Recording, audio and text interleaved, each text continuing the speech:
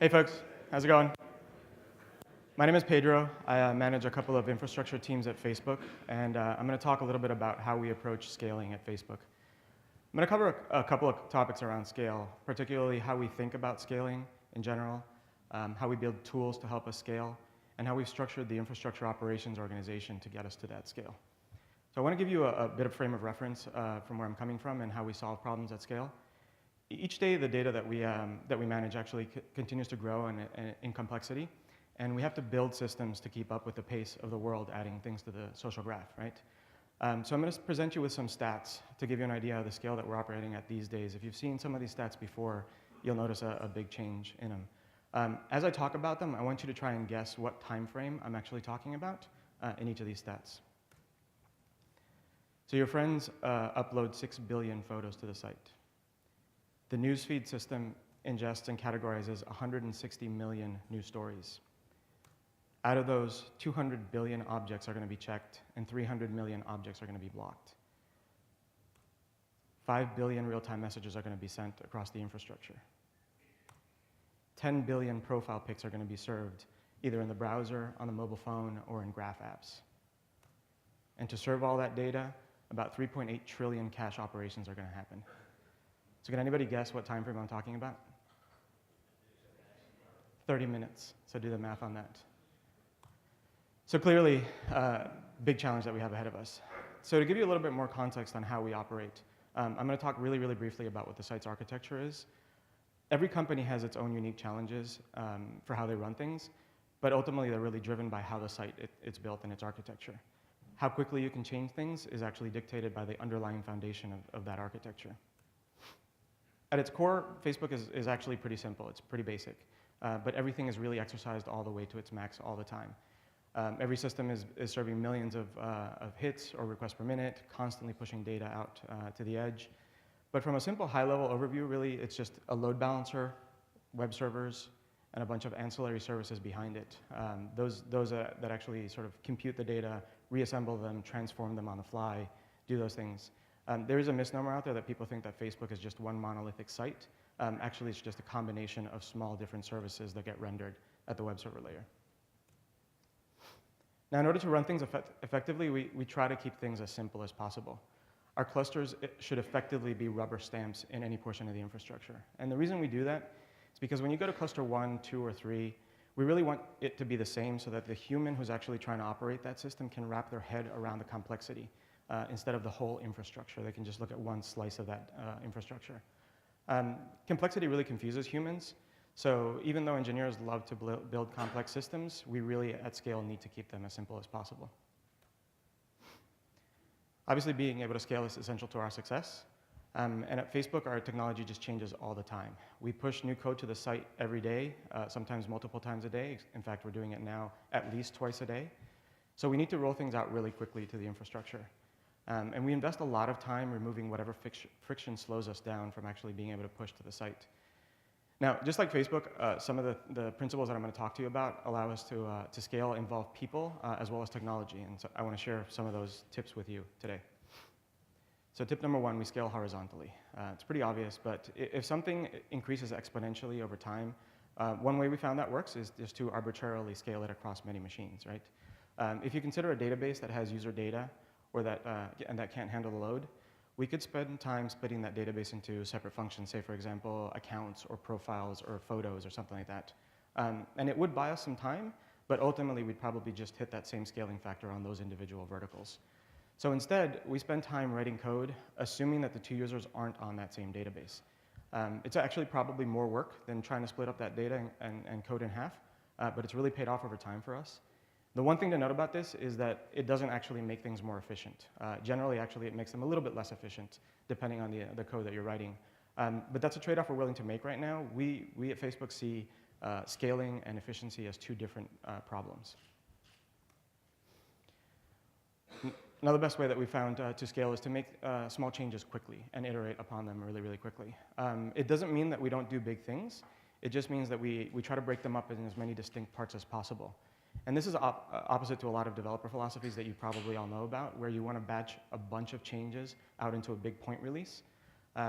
But we don't do that. It just makes it easier for us to debug problems when we have just small incremental changes every day. When it's not possible to do that, because sometimes it's not, we do roll out things to users incrementally, and we build tools to allow us to do that in production. So one of those tools is Gatekeeper, which we've talked about before publicly. It's effectively just a tool that allows us rapid experimentation. It's like an A/B test on steroids, if you will. What it does is it allows us to separate the release of the code from the activation of that feature in production. And so we use it to stage the feature rollout to users. So for example, 1% of users or 5% of users, or we can slice it in other ways like only English speakers or only English speakers in the UK, for example. What it allows us to do is that we can just run several thousands or more tests in production at any given instance. So you have to measure everything, right? Making these small changes and watching what happens is really only possible if you have the ability to measure what actually just happened. So at Facebook, we collect massive amounts of system and application level data, and it can be graphed, say, for example, over a time series. For us, it's really important that these metrics come from production machines with real users and real problems while we're running those tests in production, because it'll allow us to understand how it's going to impact the infrastructure when we actually release it to 100% of the users. And we invest heavily in these tools. This is one such tool that just gives us the analysis of it, and we optimize based on that data from the small sample set of users. These tools are not built by one person. They're not built by one centralized team. Operations build some of these tools as well because we need that insight. But effectively, everyone in the technical field contributes to some tool in some way in their Facebook career. And like I said, operations builds some of those as well. So on the operations side, mostly we focus on building tools that give us insight into the backend systems. That's where we spend the most of our time, right? And one of the things that I've noticed in a lot of companies that smart visualizations to give you insight into that data is often overlooked. But the bottom line here is that if you have massive amounts of data, you can't really visualize what it means. It may effectively be worthless, right? It's useless to you. Claspin is a tool that we built in the production engineering team, which is a part of infrastructure operations. And it's used for services that have just a lot of servers, anywhere from 1,000 to 10,000 servers or more. At its core, it's really just a high-density heat map viewer. But what it does is it takes multiple data points to decide what the health of an individual server is or the full system. And it saves us countless hours of log munging on the fly or SSHing into servers to actually try to find a problem spot. Scooba is another tool that we have as well. It's effectively a distributed in-memory data store. We have a couple of data stores for metrics in production. One of them is just a straight key value pair store. This Scooba allows us to add more data and slice it across any arbitrary set of values, not necessarily one key and one value. And it holds data across the infrastructure with the data sets that it has effectively is in the hundreds of gigs, and it keeps track of billions of samples across the infrastructure every day. But the goal here was actually to have a rapid, real-time view into what's happening on the infrastructure and serve it in seconds' time. It generally allows us to query the data in less than a second, but it's not persistent over time. It definitely amortizes the data over a longer period, and we lose some of the granularity. Here's another example of a tool that we built in production engineering. It's called TeaWatch for real-time watch. It's effectively just a visualization of what you could do on your command line when you run watch. But it allows us to select very specific data points and then graph them together to see how they're interconnected and how they're related. The main problem that we were trying to solve with this tool here is outliers. And while I know that in this graph it's really difficult to see the outliers, you can see them in really light blue on the top of that graph. We can quickly select some of those outliers and then understand which specific servers were having those problems, and then we can actually narrow down those servers to see if there's any commonality. But if we also select the outlier itself, we can actually see how it relates to the other metrics that we're looking at to see if they're out of line. ODS is the other data store that I was talking to you about. It stands for Operations Data Store. And this is just a sort of conglomeration of graphs that we use to give us insight into the health of the site. It gives us quick trending information about certain key metrics that we want to pay attention to. And while helpful when you look at this, it has a lot of different types of information, and it's actually very, very dense. And even though humans can interpret a massive amount of data visually, at some point, even for us, it can be too much, and everything just effectively becomes noise. So we constantly try to evolve how we can understand what's going on in production. And so we went from this to another tool that just renders it in a different way. It's the exact same data, but it's more of a heads-up display format. And the nice thing about this is that it actually draws the eye really quickly to the problem spots. You can see things that are not green really, really quickly. And it does it because it understands the underlying data itself and how humans should actually interpret that data to find a problem space. The first time we rolled this out, it was actually, it wasn't perfect. It still had a problem with this type of visualization. The earlier one gave us trending information. This one didn't spot a slow progression over time, so it didn't actually tell us when there was a problem. So we had to actually adapt the tool to better understand the rate of change, not just the absolute value. As the infrastructure grows, like I said, we have to constantly invest in tools and make them better or build new ones. But many times, people forget to scale their back-end systems that actually run processes for them because they're busy scaling things like the front-end products, the services, dealing with outages, dealing with salespeople or customers. And that's okay, but we really believe that back-end tools are equally as important to the operations success. Here's an example of another tool that operations built to save us time. When I got to Facebook, it used to take us about 7 weeks to turn up a cluster of about 10,000 servers. And we invested a lot of time. Yes, you're right. When I first got there, that was a little bit funny to me, too. We invested a lot of time automating every piece of that process. And now it takes us approximately 7 days to turn up that same size cluster. That's an end-to-end time after the hardware is actually delivered at the data center. Now, the funny thing is that most of that time is actually spent on ancillary services warming up slowly over time because we can't give them traffic immediately. It takes some time for them to gain traction. The interesting thing that I like about what we did here was we built this tool, and it saved us a lot of time, but we flipped the bottleneck. The bottleneck used to be operations and humans getting stuff done and being able to bring those systems up and running quickly. Now it's the software that we're waiting on. So now we switched the problem statement to now work with the engineers who are building those services and saying, how can we get users to those servers more quickly? And so my last point about things that work for us at scale is that taking shared responsibility over what's in production. This is not operations alone. This is actually engineering working together with operations to maintain those systems. It's really a key factor that enables us to move fast and keep things sane, primarily with a smaller operations team. Ultimately, in my mind, the engineer who built that system actually owns its service in production, not the operations team. And the key point here is that we want the right person having that control. If operations is the one that's deploying it and monitoring it and paying attention to what's going on, they're going to feel that responsibility to take on the ownership. But that's not actually who has the control over the code. It's actually the software engineers who are building that code.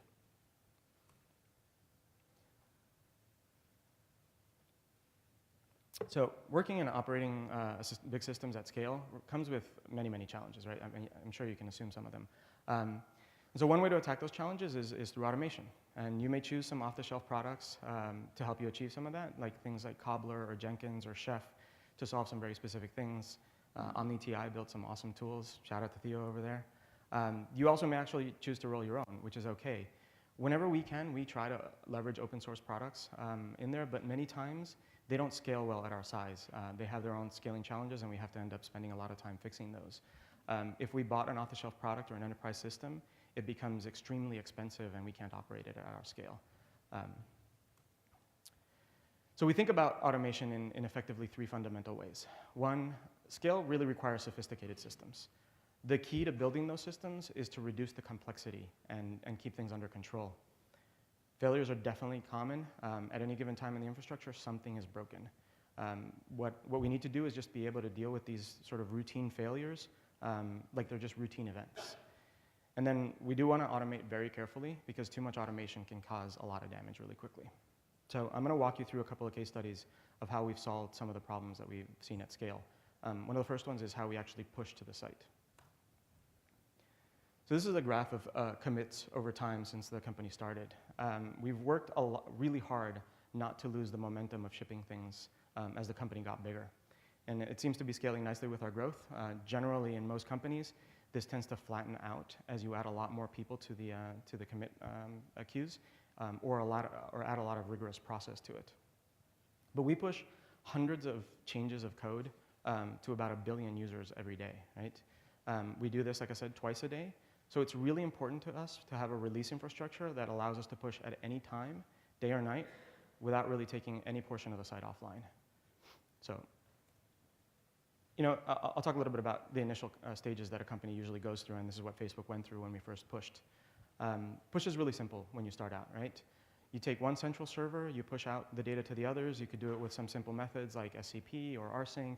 You could mount NFS on those servers. I'm sure all of you come up with multiple ways of doing that. But the problem with the system is that the central server really becomes the bottleneck really quickly as you grow. So then you iterate onto the next stage, right? You build a multi-stage approach. You send the data to a mid-tier. That mid-tier sends it to the end nodes, so on and so forth. It's kind of like I guess a peer-to-peer spanning tree with rsync or something like that, right? But what happens as you grow now? That mid-tier becomes the bottleneck. And no matter how many servers you're going to add, you're just going to continue to scale those at the same manner, right? So we had to come up with something different that worked faster and didn't have the same scaling challenges that we were facing. So our engineers came up with a great idea during a hackathon. Well, what if we just torrent the data out to the servers, right? Let's leverage BitTorrent, which is a really good technology out there. And so after 3 days and 3 nights over a hackathon, they actually prototyped a system to do just that.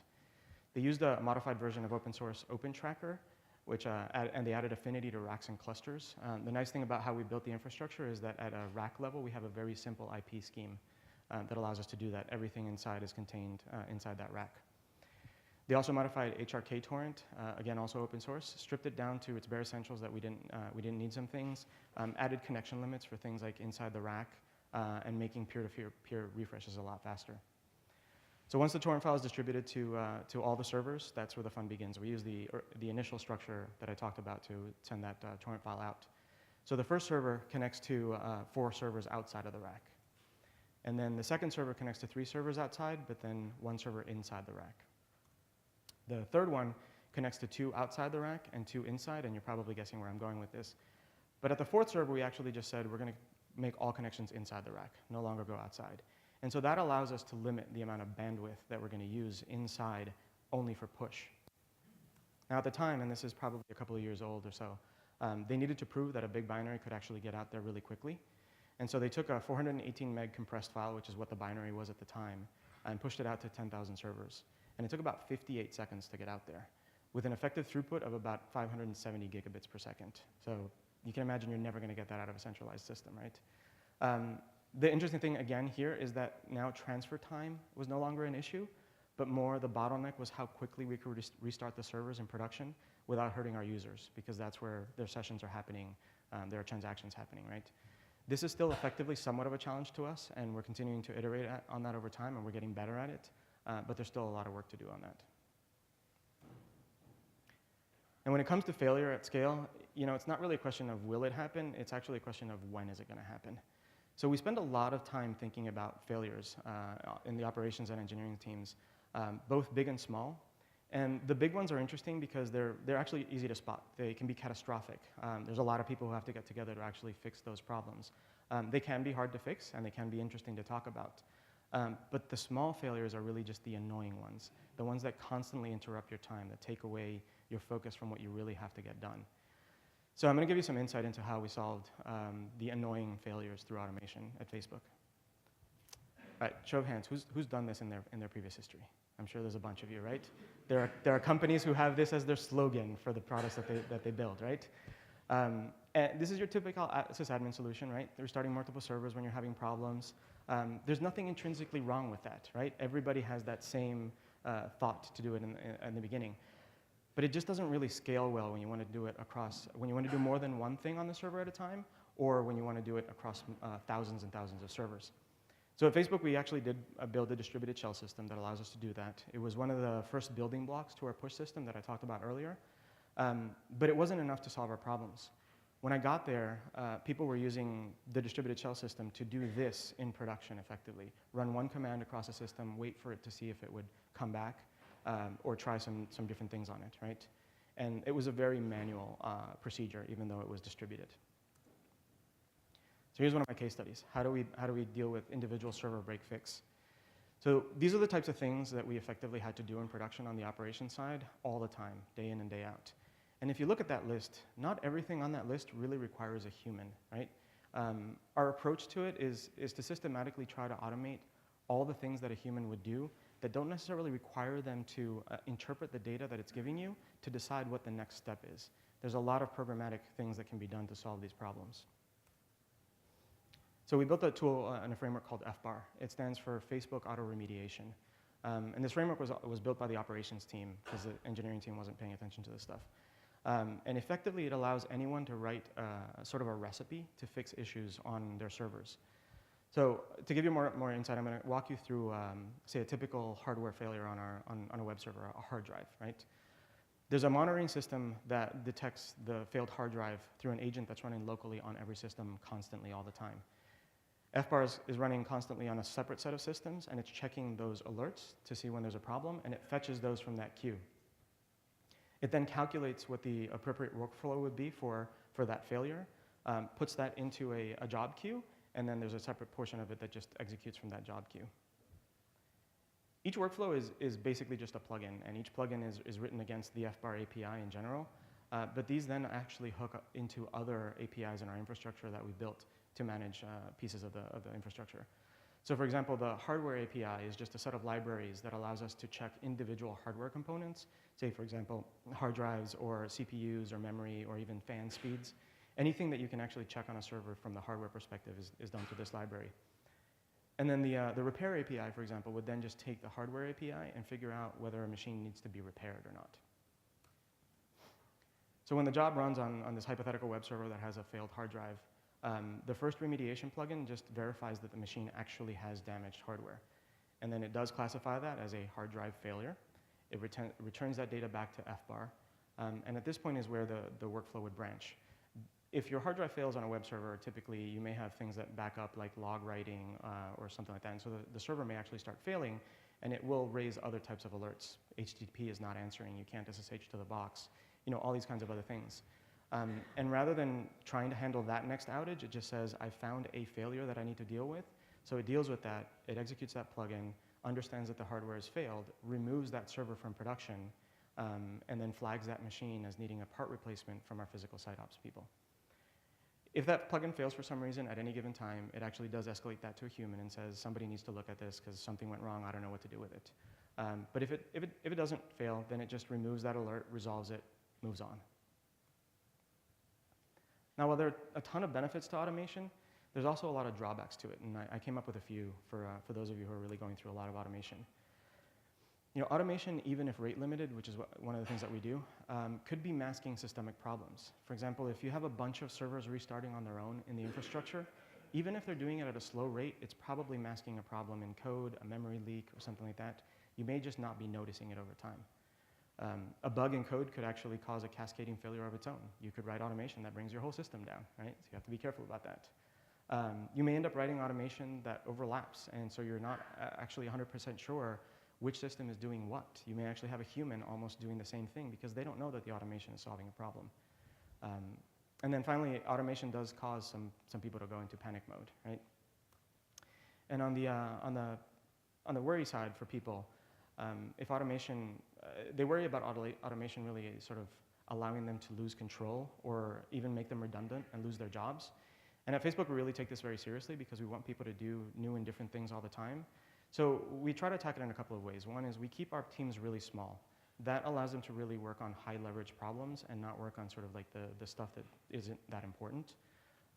We periodically move people around the organization because I can guarantee you that if you went and solved one problem on one portion of the infrastructure, there's something out there that's broken that's not being paid attention to, and you need to work on that.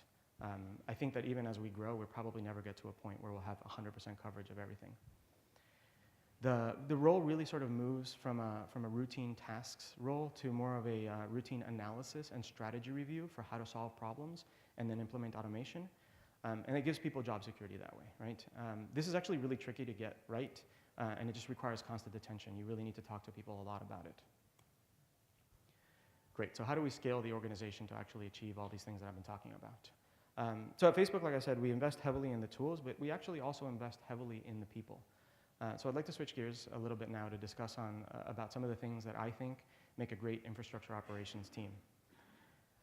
In order to manage the services that we have without building massive teams, we had to think about how the org was actually structured to solve these problems. So I'm going to talk through some of the themes that we had to think through.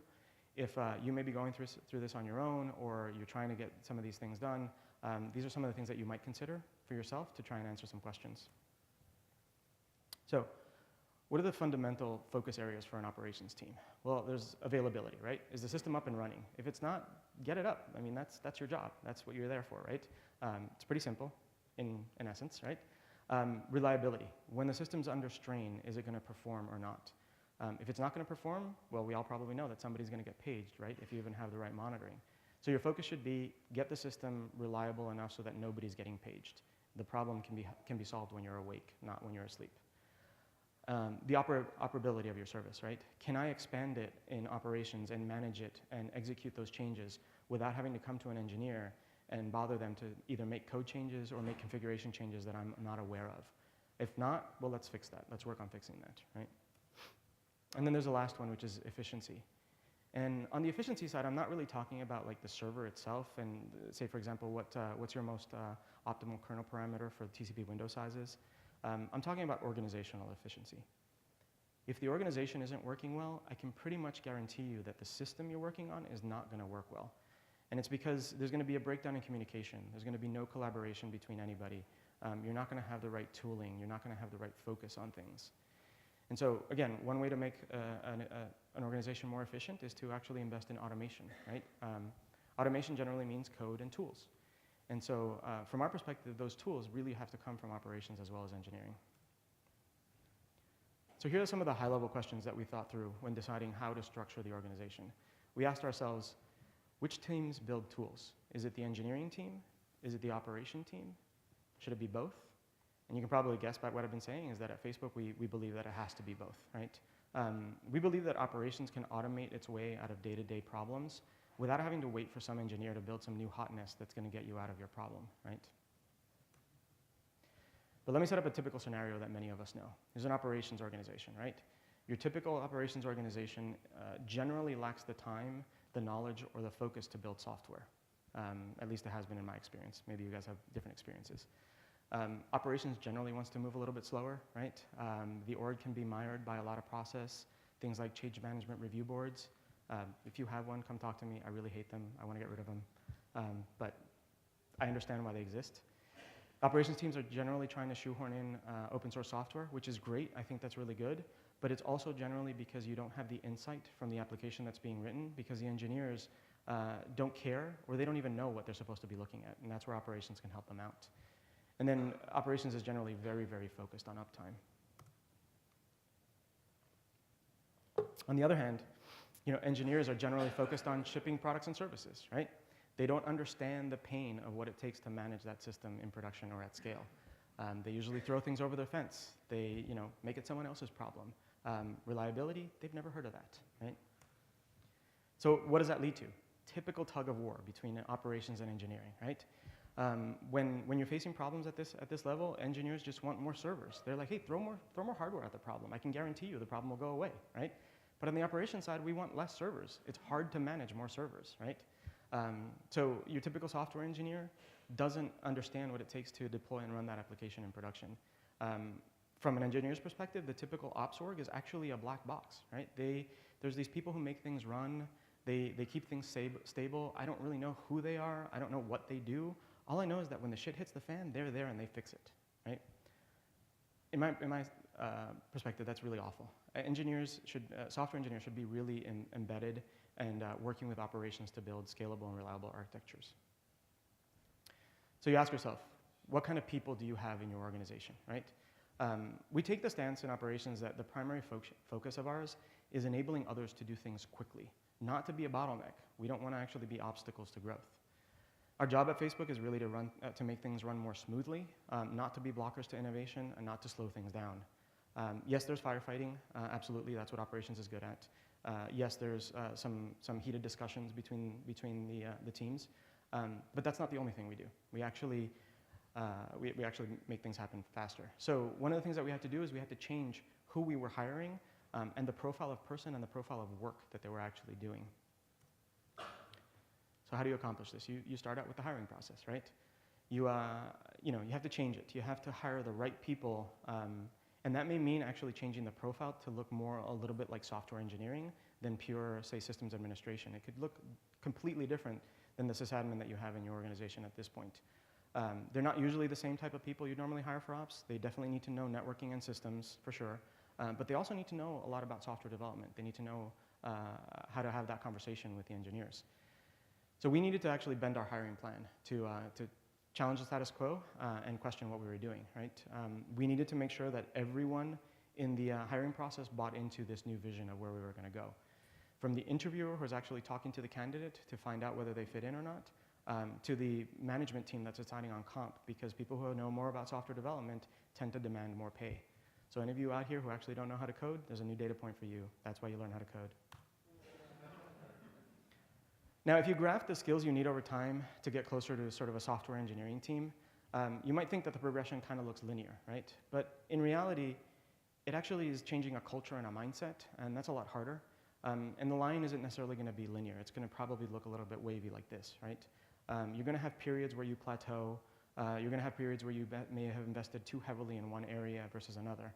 And so you need to really pay close attention to this and not let yourself not get the right mix of people in your organization, because if you skew too far in one direction, then you're going to forget about your primary focus areas that I was talking about: availability, reliability, operability, and efficiency. So another big change that we did was we actually embedded the infrastructure operations teams directly into the software engineering teams. You know, they sit together, they attend the same meetings, they attend the same design reviews, they help each other with code diffs. They're generally just seen more as peers that way, as opposed to a separate organization that sits somewhere else in the building. Okay, so now, let's say you've achieved that, right? You're hiring different people, things are rocking, there's renewed energy and collaboration, they're speaking the same language, they're laughing at the same jokes about somebody's stupid use of bubble sort. But you have to evaluate whether or not you actually did that right and you hired the right people. So at Facebook, we evaluate on 3 effective factors: engagement, action, and impact.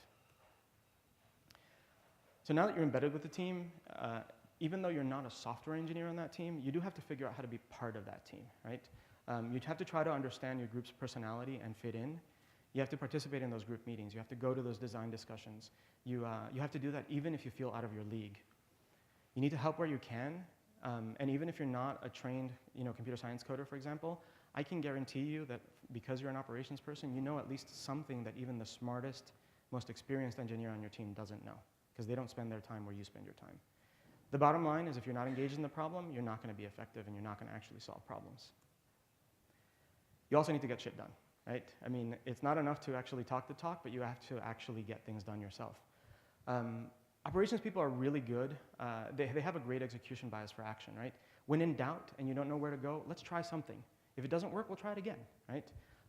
They bring a great mindset generally to a set of people on the engineering side who really want to just spend a lot of time thinking about how to solve a problem and not necessarily acting and executing on it. And that's generally because operations people tend to fly by the seat of their pants. They're used to that, right? They're used to dealing with crisis, so they can do that. Engineers are not generally doing that. And then what kind of impact are you having on the team, right? It's not enough to just be a smiling face and be good and actually help people solve problems. It's not enough just to be a firefighter and dealing with like the minutia and writing small scripts. You actually have to make sure that you and the team are moving forward on reducing that technical debt in the infrastructure. All right, so now even hiring systems, network, and coding people really isn't enough. So everybody's heard of the bastard operator from hell, right? But you don't really want to hire that person in your company, do you?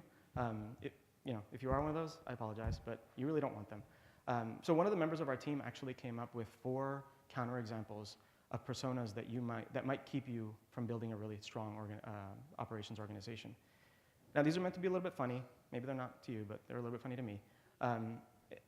As I talk about them, think about them for a little bit. All of you has probably played each of these roles at one time in your operations life. I know I have. Now we want the people that we hire to have the right mix of all of these, but only a little bit of each of them, not only one of them. So there's the butler, right? This person's full of engagement. Everybody knows who they are. They go to the parties. They're great. They do what they're told and they get the job done. But this person does nothing different than the status quo. If you're being asked to reboot servers every day when they fail, that's what they're going to do. They don't come up with new ideas and challenge why something is done the way it is. This role becomes the ops monkey, right? I don't want to be that. I don't think anybody should really be that, and that's not the type of person that you want in your organization. The interesting thing about this is a very, very comfortable role. It's very easy to fall into this role if you're not paying attention, so be careful about that. There's the adversary, right? This person asks the hard questions. They get a lot of shit done. They have a lot of impact. They force people to do things and call them to action. But if you think about why, it's generally because nobody can get along with them, right? When people come to them and they start screaming about some problem, or they go to them and they're yelling about some problem that needs to be fixed, generally the other person is thinking, how do I get away from this asshole? I don't want to be in their presence anymore. So what do? They fix the problem that they're talking about, right? Because they just don't want to deal with that person anymore. This can be really toxic to an organization, so get rid of them. There's a beautiful mind, right? This person is great. They have high engagement. They solicit feedback from everyone. They love to talk about theories about how to solve problems. They help others come up with really great ideas, but they actually don't do any of them themselves, right? This person in this role doesn't have any execution bias at all. So you have to question, are they really useful in your organization, and are they doing anything? Then there's the last one, which is the godfather, right? This person has all three types of things. Lots of engagement, lots of action. You can guarantee that they're going to come and talk to you to get things done. They're going to stay on top of you until you actually get them done. They may force you into action because they'll scream at you appropriately, but they lack some intangible. This type of person generally doesn't want to share their work. They don't want to make the people around them any better. They may have solved the problem that you're facing, and even if you're the same team, they don't really care. They're not going to make you any better. They're just out for themselves. So you have to look out for these people and get rid of them too. Great. So now you have this team of awesome people assembled, right? They're writing code, they're solving problems, but how do you get them to work when there's a really big problem on the infrastructure? So I'm going to talk a little bit about how we deal with incident management now that we have this set of people assembled and this cross-collaboration between engineering and operations. So from a high-level perspective, this is the process that we run through during SEVs. SEVs is what we call incidents at Facebook. You figure out what's going on. You tell everyone that you think you figured it out. You actually fix it. Then you tell everyone else that you fixed it. And then you go back and find out what the hell happened. So first and foremost, when you're fixing it, just focus on fixing the problem. I don't really care who caused it. I don't care if it was a mistake of yours. I don't care if we lack tooling to actually do it better. Let's just figure out what the problem is and fix it. Everyone and everything should really be focused on minimizing the impact to your users or your service. This is one thing that actually we do check in the hiring process. We talk to people about how they deal with crises, because when you're thrown into this role and you're dealing with some really high-level firefighting, especially at a company like Facebook, it's really hard to deal with, and if you can't do it, it's going to be really hard for you to be successful. We also separate the roles of the people who will be fixing the problem from the people who are making decisions and communicating them. In a complex environment, these don't need to be the same person. They can be, but generally we don't want to, because we want people who are fixing the problem to be separated from the people who are making some high-level decisions and letting everybody know what else is going on, right? It doesn't have to be a democratic process. At Facebook, we have a role called the incident manager on call, which is a high-level engineering manager or a technical person on the engineering team that is there to serve sort of as a shit umbrella. If you've got 4 different paths that you're going to take and nobody can make a decision, that person will make a call, and they'll go down that path. We do it for a couple of reasons. If they make the wrong call, they're not going to get fired. We've actually talked to them ahead of time. You made the wrong call. Let's figure out why, and then let's do something different. It also lets the people who are fixing the problem not be worried about whether they're going to get fired for either causing the problem or for taking the wrong path. So this actually really works out really well. If you're really prepared, you can rehearse ahead of time some of these scenarios, right? You can build tools that allow you to actually get this right. So at Amazon, for example, they have Game Day. I think they still do that even after Jesse Robbins left. At Netflix, they built Chaos Monkey. And at Facebook, we sort of do a combination of the two. It's not as mature yet, but we're getting there, and we'll do better at it. All right, so now that everybody's focusing on fixing the problem, tell everybody what you're doing, right? It minimizes the cross-chatter and duplicate efforts, and it also lets you deal with the role that I've been in the past before as well, where I have the CEO on one side screaming at me saying, when is it going to be up? The VP of sales on the other side saying his customers are really pissed off, and I generally say, back the fuck off, we're going to fix it. let us do what we need to do, and then we'll let you know when it's done. This is often something that's missed and something that's very difficult to get right. It's hard to balance over-communicating with adding noise to a process, right? We do things like communicate over IRC, we send out email blasts, we even use internal headers in our applications, internal applications, to let people know what's happening on the site. So we minimize the amount of time we have to spend on communicating out. So now that the event is over, you should review it. Have a postmortem, absolutely.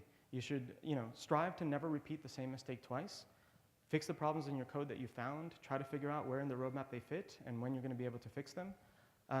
And don't focus on stupid metrics like having less incidents. That's something that generally comes up. And the reason I say that is because if you do, you're going to have people who are going to be focused on that, and they're not going to report the problems. They're not going to actually tell you what happened. They're just going to say, well, I have less sevs, right? It keeps people from being honest, and they're going to stop reporting it. So don't do that. Make sure that in the postmortem you spend enough time actually discussing what happened. If you need more time to think about it, that's fine. Let's regroup and talk about it again. The other thing is fight back the tendency to play the blame game, right? If the people showing up to the review are getting blamed or attacked, you're not going to get honest participation in the future because some higher level manager is going to scream at them and they're not going to want to engage with that person again, ever again. So as we made some of these changes, we came up with this slogan. We actually printed it on t-shirts, and my coworker was wearing it yesterday while he was walking around here. It really sort of symbolizes our attitude that we're all one team. We help each other. We don't blame. We don't hang each other out to dry. We don't whine. There are people who whine, but we try not to whine. We just focus on what gets in the way of shipping stuff out to production. We don't try to add process. We don't try to penalize our employees. But effectively, we try to spend half of our time innovating for the future, and then half of our time learning from the past and the present. Thank you.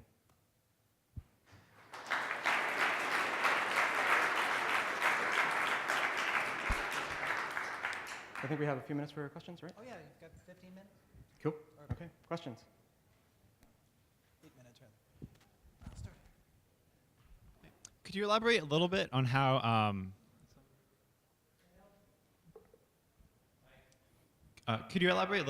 you try to hire for people with like fixityness or whatever word you want to use? Like how do you test for that? That's a good way of saying it. It's a set of structured conversations with a lot of different questions about how they've dealt with problems in the past, how they've made their own team more efficient, what kind of problems they faced, where they've removed process. We also ask them, so my go-to question, which anybody can steal if you want to, is tell me about the crisis you caused. What was the last biggest problem you caused, right? And then that generally engages you in a conversation of, okay, here's what I did, I'm going to own up to it, and here's how I'm going to fix it, and here's how I've learned from it and done different things differently. Is that about answer you? Cool. Yeah, 2 questions about your FBAR system. Yes. One, do you use FBAR to auto-remediate itself sometimes? Yes, actually we do. It runs on multiple different systems, and they watch each other. Okay, and then the second one was, how do you version the releases for FBAR? Are they tied to the releases of various pieces of code on the other servers that you're auto-remediating, or is it a separate sort of release track? No, it is a separate release track, right? It has its own release process and the way to get the API out to the servers. We push that differently from the way that we push the front-end code. Okay. Yep.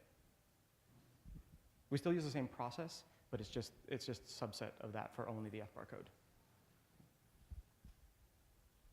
So I'd be interested to know how much FBAR understands about the nature of hardware failure in particular. And I mean, if you're able to differentiate DIMM failure from spindle failure, from motherboard failure, from NIC failure, and so on. Do you feed that back into vendor management? Yeah, absolutely. So you know more about your parts than your vendor does. And can you name and shame a little bit?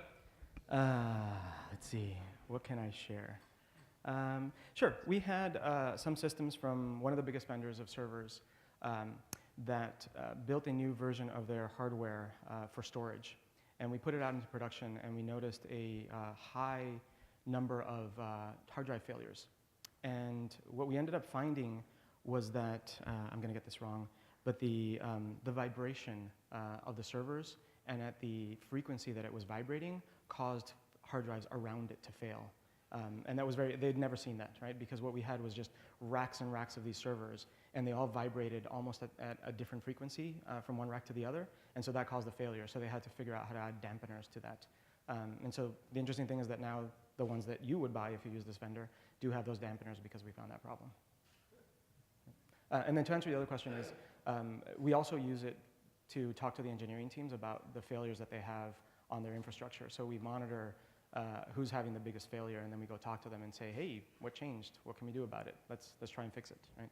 So talk to me more offline. I could probably give you other ones. Think about them right now. Are there further questions? You talked about one of your bottlenecks was a people bottleneck, and you flipped it. So Yeah. Can you elaborate a little more on that? Yeah, sure. This tool that there's an article out there if you want to read it, and I think it was written by GigaOM about it. It's KOBOLD is the software that we wrote. The biggest problem that we had was when we were trying to bring up a cluster in production is we have dependent systems that have to not just image the servers, but they have to put certain specific software on it. We have to configure load balancers in a very specific way. We have to lay out the cache so that it's optimally distributed across the infrastructure, all that stuff. And that was generally done by hand. People saw and literally it wasn't a spreadsheet, but they had a list of 7,000 servers, and we knew which racks they were going to go into. And so people said, okay, for every rack, we're only going to have 2 memcache servers in that rack. And so we had to arbitrarily slice that data and then process it and then lay out the cache in that format. So this basically took all of that, built a framework that runs very much like sort of a Unix-style run level. It understands which things have to be configured first, and it does them in a top-level approach. And once it does that, it configures all the load balancers automatically. One of the biggest problems we had is that the load balancers that we used, their hardware load balancers, had a crappy API that we couldn't use, so we had to build some more automation for that. We had to lay out the configuration of the rack switches. Instead of having to plug in directly into the rack switch, run a couple of commands, we had to build a whole new infrastructure that did things like run it through expect scripts, because everybody knows that most rack switches, most switch vendors actually haven't spent a lot of time figuring out how to automate their systems. So we did that effectively. And so once we were done with that, we literally could run one script or a set of scripts that did all that work that we needed to do in a matter of hours. Now what happens is that we have, say, cache systems that have to be warmed up. We don't want to kill our databases, so we actually make sure that we just trickle some traffic on it slowly, and that warms up those caches. While we were doing this, actually, we came up with a different way of warming up our caches, which was pretty interesting, is we use a sister cache in another cluster to warm up that cache, right? Because basically the way that we work, like I said, is rubber stamps. So the data set in each of the clusters is effectively the same. Not exactly the same, but it's effectively the same. So we did that, for example. That allows us to warm up the cache in a matter of hours instead of days as well. But still, it still takes a long time to do that, at least in my book. Even 7 days with the amount of infrastructure that we have to build as we grow is just too slow. And I only have 2 people working on that right now, but it's still way too slow. So. Questions? All right, thank you. Okay, talk to me offline if you guys want more questions.